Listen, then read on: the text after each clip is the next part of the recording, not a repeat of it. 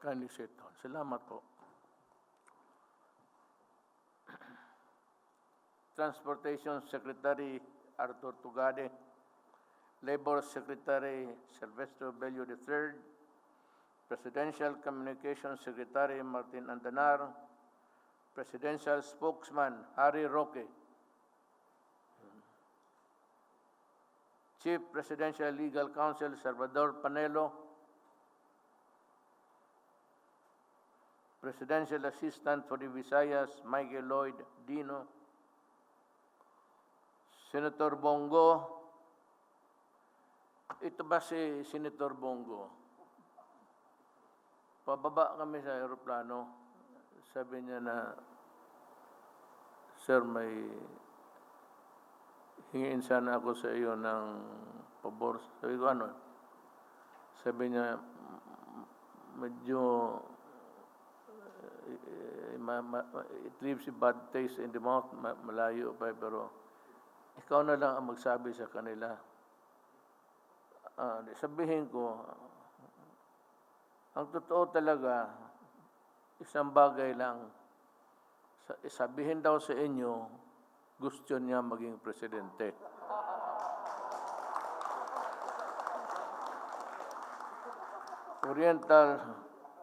Negros Oriental 2nd District Representative Manuel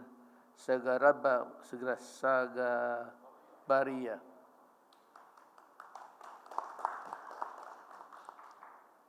Philippine Ports Authority General Manager J. Daniel Santiago. Negros Oriental Governor Roel Digamo. We were together, I think, yesterday. Negros Oriental Vice Governor Mark Macias.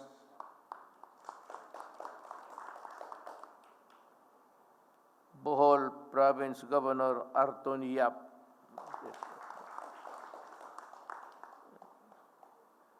Eastern Samar Governor Ben Evardone. Yes, sir. Dumaguete City Mayor Felipe Antonio Rimulo.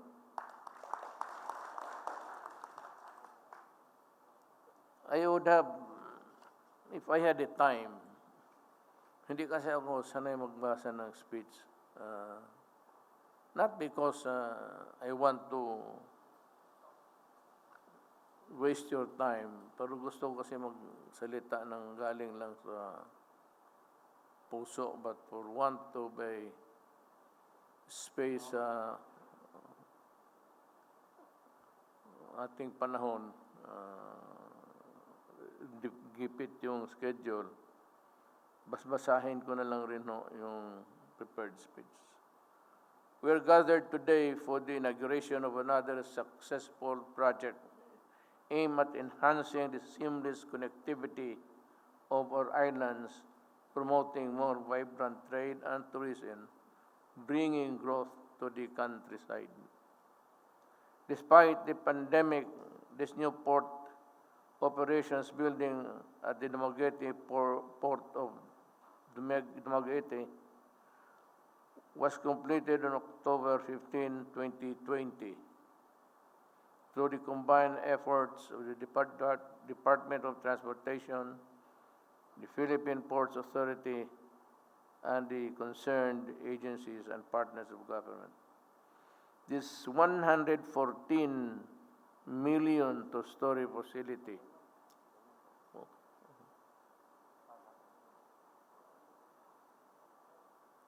which includes the port integrated clearinghouse conducive to office spaces for PPA Dumaguete employees and a pre-departure area capable of accommodating another 500 passengers. Is expected to raise over 13 million pesos annually in passenger terminal fee collection. It will allow the public to enjoy a spacious and comfortable pre-departure area. Further, it will provide our PPA Dumaguete employees, regulatory agencies, and other offices to be located here, the state-of-art facilities of monitoring and facilitating the efficient arrival or departure of passengers. I will cut my speech para ipakilala ko lang sa inyo. Baka sabihin na, sino yung tao dyan nakaupo dyan sa stage? Are they invited guests or are they... si Bongo, he has maybe Michael Dino. You know, we are really very lucky. Sa totoo lang. Ako, at hindi ako nagkamali. Nung estudyante kami, ito si Tugade, nagtatrabaho na sa Delgado Shipping. One of the top executives there. He was my classmate sa law school. And he was the valedictorian sa San Beda College of Law. Sa aming batch. Kaya sabi ko ito, pag pumayag ito, nakunin ko. He was the manager of Clark. Napunta ako, napasyal ako doon. Sabi ko sa kanya na balang araw. He was quite a bit nagvacillate. Eventually, I was able to convince him to do his part in nation building. Lahat dito, airport pati yung mga ports natin, magaganda na sa panahon niya. He was able to improve. Cebu was a splendid airport and other ports of authority. Hindi na nga naman maliit, malaki, napaganda niya. So, hindi ako I'm just saying na ganon ka talent itong tao na ito. And the other one is Mark Villar. He's responsible for the Skyway now. And if you go out of Luzon and travel towards the north, makita mo a long stretch of highway. Simentado. Talagang maganda. So, he is not here but gusto ko lang purihin yung tao kasi dapat naman talaga. Dito sa Godso si Sal Panelo. Sal Panelo is the lawyer. Ito yung siyang mga abogado ng mga artista. Totoo. Yung mga iskandalo, nag-aaway, kanya yan lahat. High profile ito si Sal. And maybe he would make a good senator someday.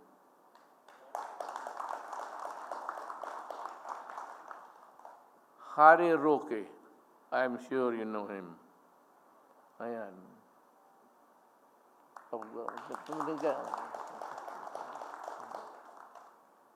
Then we have Martin Andanar, and the hard-working fellow sa Labor Department,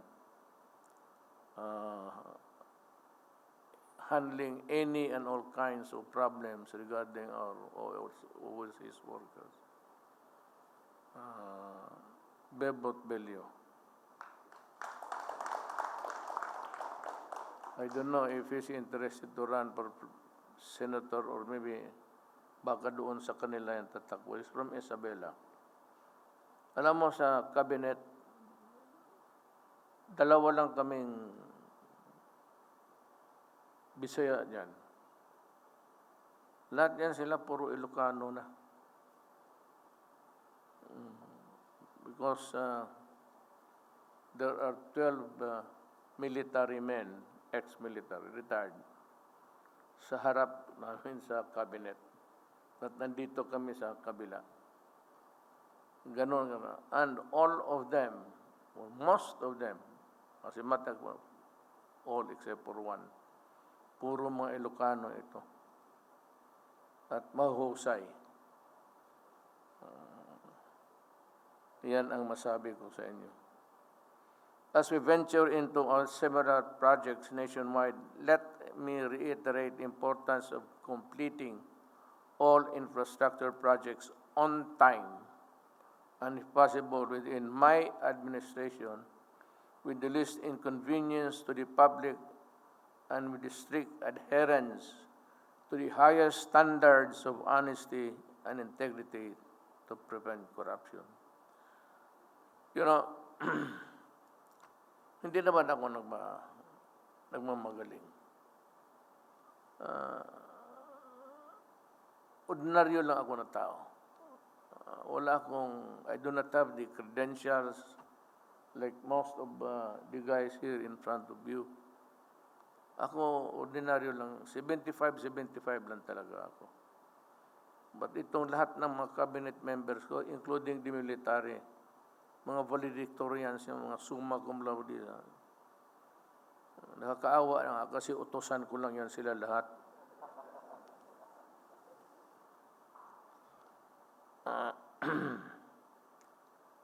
At alam nila yung, well, hindi naman, they do not need to be reminded, but yung corruption, ayaw. Yung lahat ng sa airport yung nakaitim na immigration, I fired all of them, 43. Customs, 73. DPWH, karamihan dyan yung mga district engineer. And I am gunning for more. Kaya sabi ko sa kanila, hindi naman ako nagpamakalinis, pero corruption sa pera. Sabi ko sa kanila na noon pa, pag-umpisa pa, do not blame me. I told you in the beginning that I hate corruption. Kaya mag-corrupt kayo, pati ako madali. That's a problem.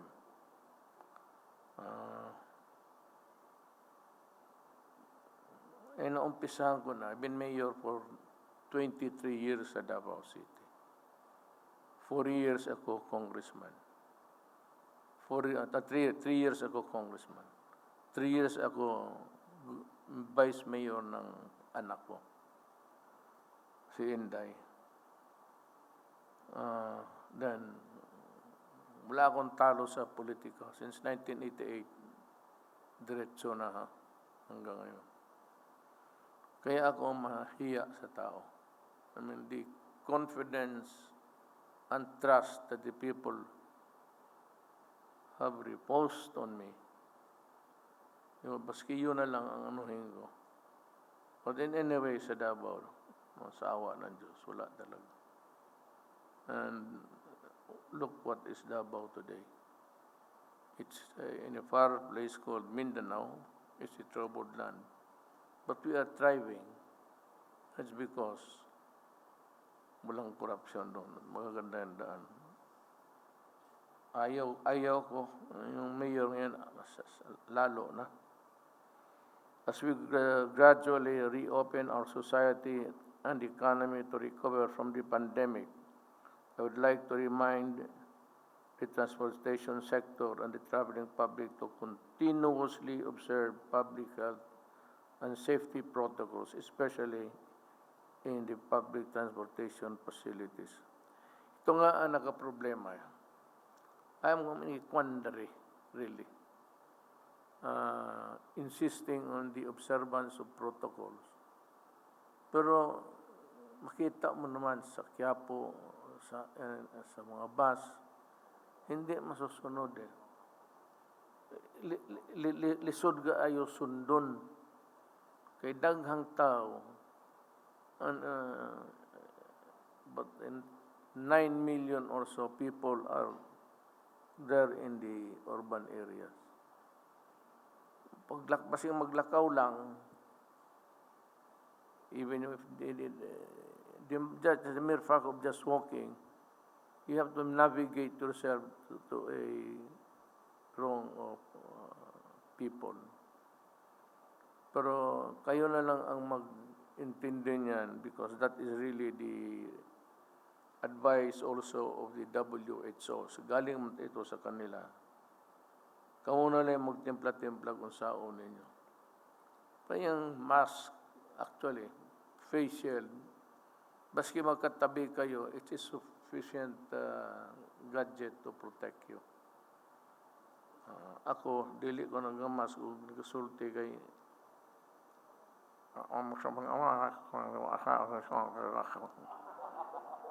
murakag buang. It's time is the... So, tinatanggal ko talaga.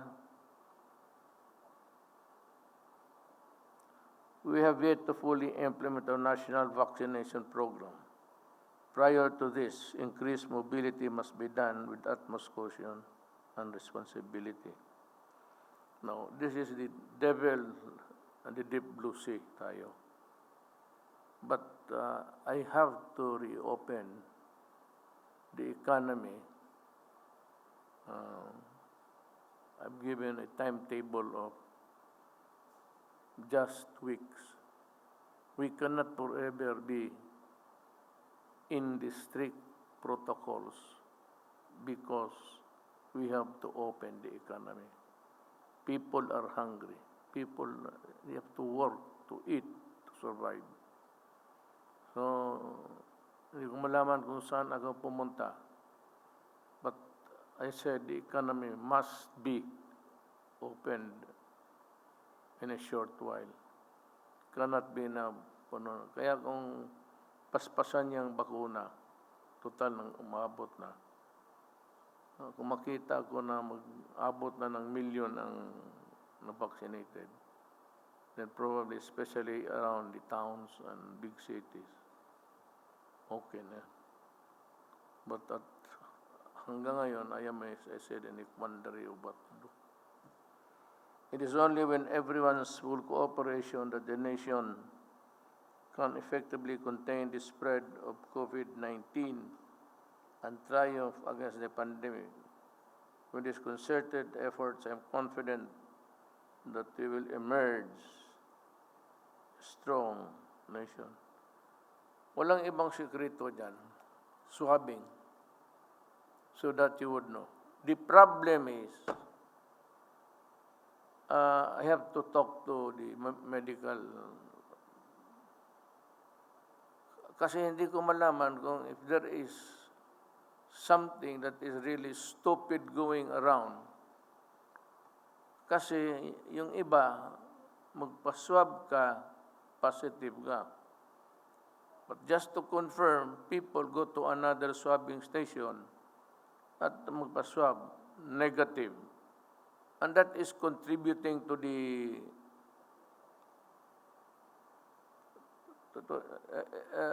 parang ano ng tao. They are not comfortable with the system that we're having now. So I have to get to call these people again and sabihin ko, ano ba talaga itong put? Kasi false positive, false negative. Hindi mo malaman, ano ba ito, totohanan? Iba yan dyan, peke. So I will have to order the police again. Wala akong ibang mas utusan. Hindi ko mautusan yung mga doktor. I have to order the police and the military to find out and arrest these people. At saka yan napapabili ng bakuna. Nako. Huwag ka sanang mahuli. Pag nahuli ka, patawag kita sa Malacanang.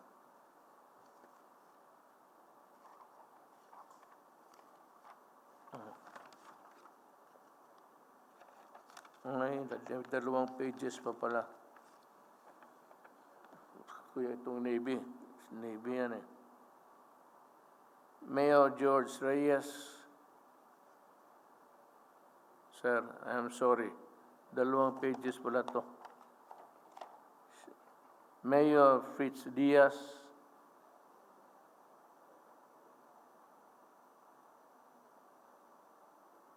Mayor Galicano Truta. Yes, sir. Good afternoon. Mayor Ay Amorganda. Ako, buwapo gidi ay. Mayor Janice Digamo, ang Alpor, ma'am. Mayor Susano Ruperto, mga kasama sa gobyerno. And Negros Oriental 3rd District Representative Arturo Teves po. Sir, sorry ha, duha ka pages na eh. Ikaduha pang stop na ko ani, ikatulon.